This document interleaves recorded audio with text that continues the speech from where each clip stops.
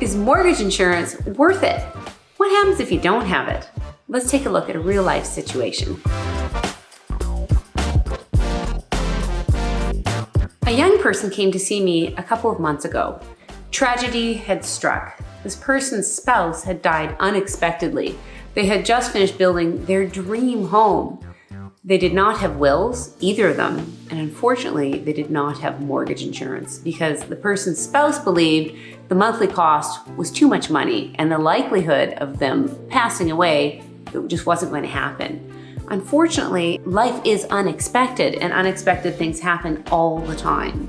So when we were talking about risk or taking a calculated risk, this is something I talk about a lot in my videos, is weighing the cost of something with a potential benefit.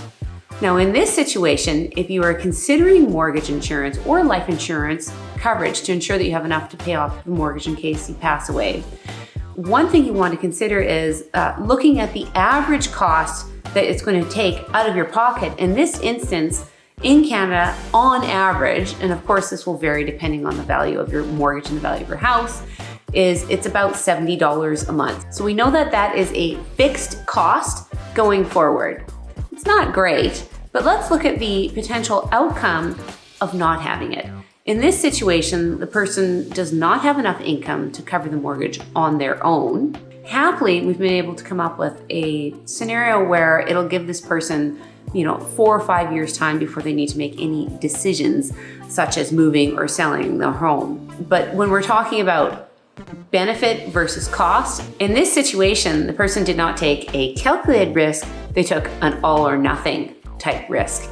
And avoidance of all or nothing type strategies is key in good risk management. So again, when we're talking about calculated risk, it has to be something where if it doesn't work out, you're still going to be okay, but there's a pretty good chance that if it does work out, you're going to do well. So calculated risk is where you're taking a little bit of risk, you're not risking the whole pie. If you're considering mortgage insurance, you definitely want to shop around. You also want to consider life insurance. You speak to a life insurance specialist. There may be better options that are cheaper and more beneficial for your family. Again, you want to speak with your wealth management advisor because our experience is priceless. I'm Anna Hilberry. Thank you so much for listening.